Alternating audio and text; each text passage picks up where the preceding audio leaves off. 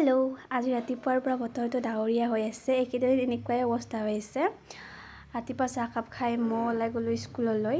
আজি 5 জুন বিশ্ব পৰিৱেশ দিৱস আৰু আমাৰ স্কুলতো সৰুকৈ এই দিৱসটো পালন কৰিম বুলি ভাবিছোঁ। তাৰ কাৰণে ল'ৰা ছোৱালীসকলক আগদিনাই গছৰ পুলি আনিব কৈছিলোঁ আৰু সেইমতে বহুত ষ্টুডেণ্টে ভিন ভিন ধৰণৰ গছৰ পুলি লৈ আহিছিলে।